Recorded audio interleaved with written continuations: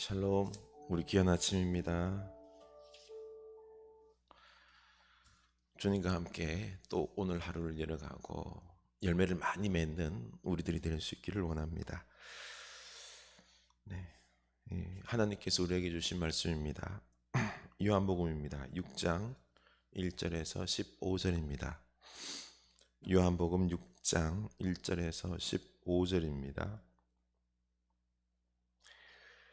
그 후에 예수께서 디베랴 갈릴리 바다 건너편으로 가심에 큰 무리가 따르니 이는 병자들에게 행하시는 표적을 보았음이러라. 예수께서 산에 오르사 제자들과 함께 거기 앉으시니 마침 유대인의 명절인 유월절이 가까운지라. 예수께서 눈을 들어 큰 무리가 자기에게로 오는 것을 보시고 빌립에게 이르시되 우리가 어디서 떡을 사서 이 사람들을 먹이겠느냐 하시니 이렇게 말씀하시면 친히 어떻게 하실지를 아시고 빌립을 시험하고자 하심이라. 빌립이 대답하되 각 사람으로 조금씩 받게 할지라도 200데나리온의 떡이 부족하리이다. 제자 중 하나 곧 시몬 베드로의 형제 안데르게 예수께 여짜오되 여기 한 아이가 있어 보리떡 5개와 물고기 2마리를 가지고 있나이다.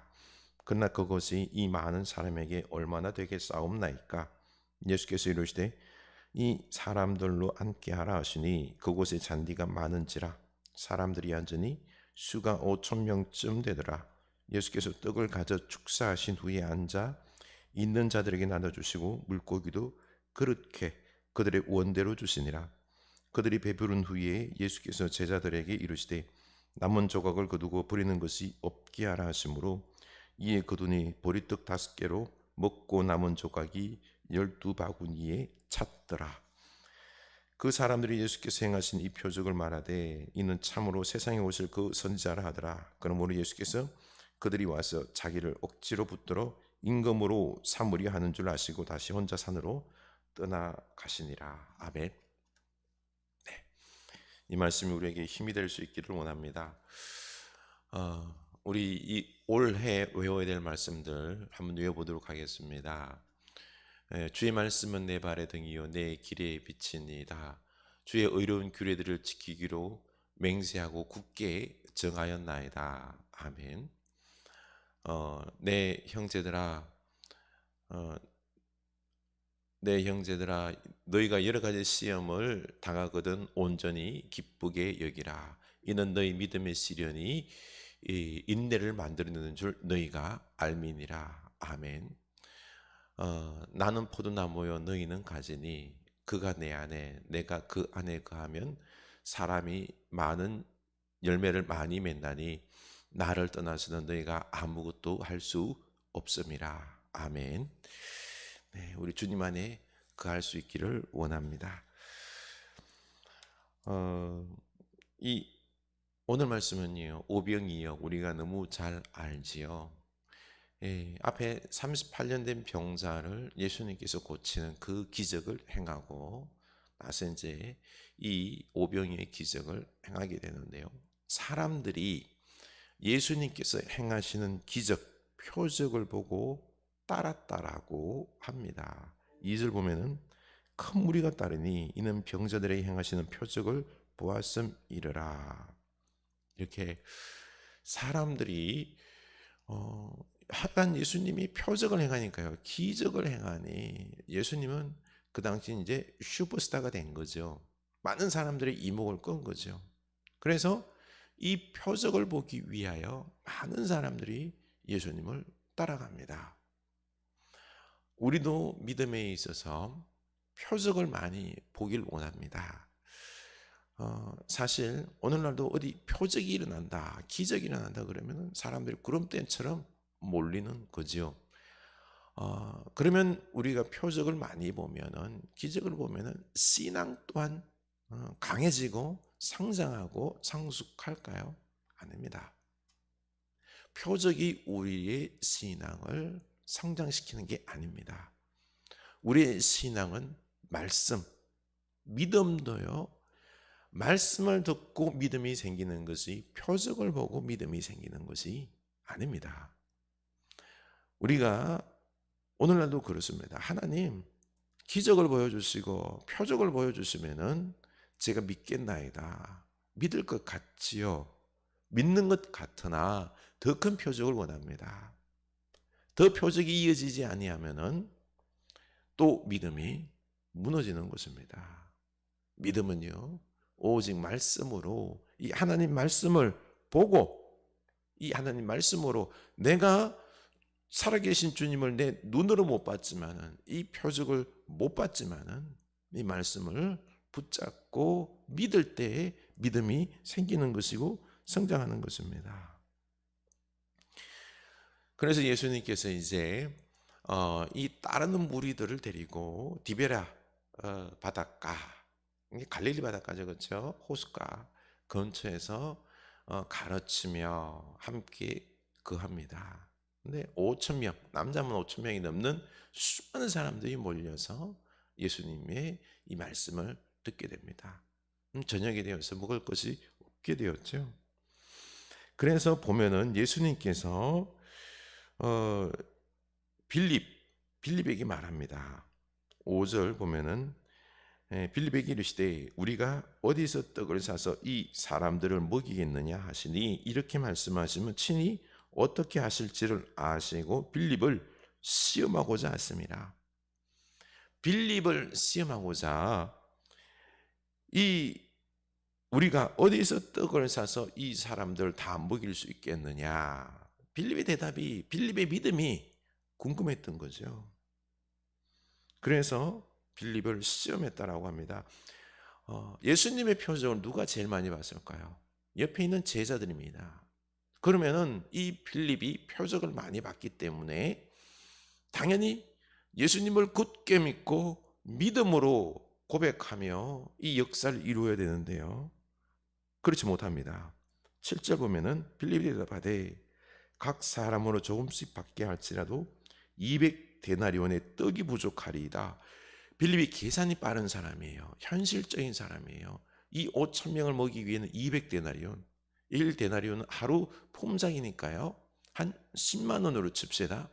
한 2천만 원. 이 많은 사람을 다 먹이기 위해서는 2천만 원이 필요합니다. 우리 2천만 원 없잖아요. 끝. 빌립의 믿음이라는 게 그렇습니다. 현실의 벽에 부딪히는 거예요. 예수님이 옆에 계셨지만, 기적을 베푼 예수님이 옆에 계셨지만은요, 그러나 삶에 당하는 이 현실의 문제, 200데나리온 없잖아요. 그리고 이 수많은 사람들을 어떻게 사서 먹여요? 불가능합니다. 현실적인 계산 속에서 그는 믿음으로 나아가기보다는 그냥 무너지는 것입니다.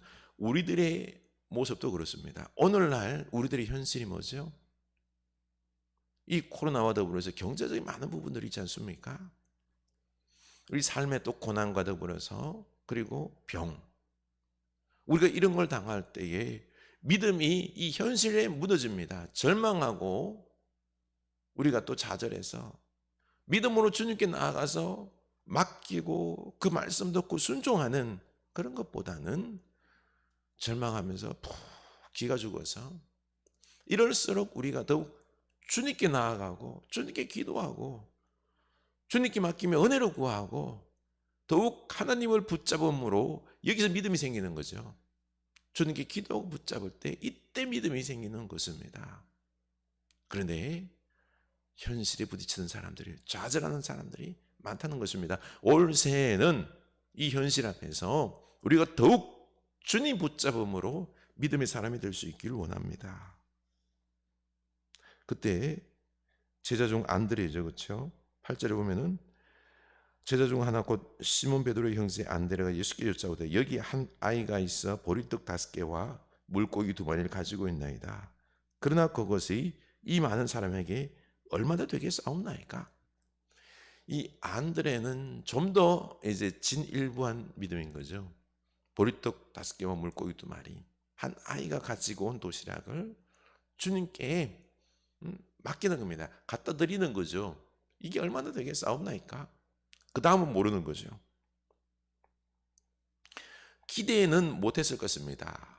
주님께서 역사할 것입니다. 믿지는 않았어요. 그렇지만은 주님께 그냥 오병이어를, 작은 도시락을 갖다 드리는 겁니다. 주님께 맡기는 거죠. 이처럼 안드레처럼 우리가 주님께 나의 현실을 맡길 수 있기를 원합니다. 나의 작은 재능들을, 나의 작은 현실들을 부족한 것 알매도 불구하고 주님께 맡깁시다. 나를 헌신합시다. 시작합시다. 믿음으로 시작합시다. 이때에 주님께서 역사하십니다. 우리 주님께서 축사하시고 나눠주시니 제자들이 이 나눠주신 것을 받고 떼어줄 때 5,000명이 먹고 12강주리가 남았습니다. 풍성하게 역사가 일어난 거죠. 여기서 비결은 이겁니다. 우리 주님을 믿고 나누는 것입니다. 나눌 때에 풍성함이 있는 것입니다. 이때 기적이 일어나는 거고요. 하나님의 은혜가 있는 것입니다. 우리 믿고 나누는 삶을 살아갈 수 있기를 원합니다. 많은 걸 나누는 게 아니에요. 이게 풍성합니다. 그런데 오늘날 우리 이 시대는 자본주의, 시장주의 경제, 이 물질의 시대는요, 나누는 것은 바보짓이에요. 그렇죠? 부자가 되기 위해서는 어떻게 됩니까? 무조건 모으는 겁니다. 남을 나눠주면 안 돼요. 모아서 쌓아서 투자하고 투기해야지 부자가 될 수 있는 거죠. 풍성해질 수 있는 거죠. 나누는 즉시 나는 가난해진다는 이 원리는 세상의 원리입니다. 그래서 오늘날 이런 사회 문제가 발생하는 것입니다. 경제적인 문제로 고통스러워하는 것입니다. 이렇게 아파트 값뿐만 아니라 투기로 나요. 많은 사람들이 고통당하는 거죠. 우리가 풍성해지는 비결은 단 한 가지입니다. 우리 주님 믿고 주님 말씀대로 나눌 때 나도 우리 모두도 함께 풍성해지는 것입니다. 우리는 거꾸로 살아야 됩니다. 이 시장과 물질주의 원리 속에서, 자본주의 원리 속에서 그대로 가는 게 아니라 우리는 주님을 믿고 나누는 우리들의 모습이 됩시다. 여기에 풍성함이 있고요, 하나님의 역사가 있는 것입니다. 오늘 우리 주님께 더욱 기도하고 가까이 갑시다. 맡깁시다. 붙잡읍시다. 그리고 나누며 살아갑시다. 이때 우리 삶이 풍성해질 것입니다. 하나님의 기적이 임할 것입니다. 기도합시다. 하나님 아버지, 우리가 삶의 풍성함의 비결을 깨닫게 됩니다. 주여, 오늘날 시장 자본주의 원리 속에서 많은 사람들이 물질 재산, 영적인 것은 관심도 없고 주님을 믿고 따르기보다는, 사랑하고 그 말씀 믿고 나누기보다는 믿음과 영적인 원리, 하나님 말씀은 뒤로 한 채 오직 물질의 눈이 어두워서 이걸 모으고 쌓고 채워서 부자가 되기 위하여 싸우고 경쟁하고 내 것을 쌓으려고 하니 삶이 고통스럽고 피곤할 따름입니다. 약육 강식의 논리 속에서 있는 사람들은 늘어나고 없는 사람들은 고통 가운데 있는 오늘의 막막한 이 현실, 주여 우리로 믿음의 사람들이 깨닫게 하여 주시옵소서. 우리가 풍성해질 수 있는 비결은 주님을 믿고 함께 나눔입니다. 우리는 주님 이것을 못합니다. 너무나도 물질의 시험에 들어서 빌리처럼 물질의 시험에 들어버렸기 때문에 계산이 너무 빠르기 때문에 못합니다. 믿음이 없습니다. 주여, 우리로 믿음이 생길 수 있도록, 주님을 의지하고 나눌 수 있도록 주여 이 믿음을 허락하여 주시옵소서.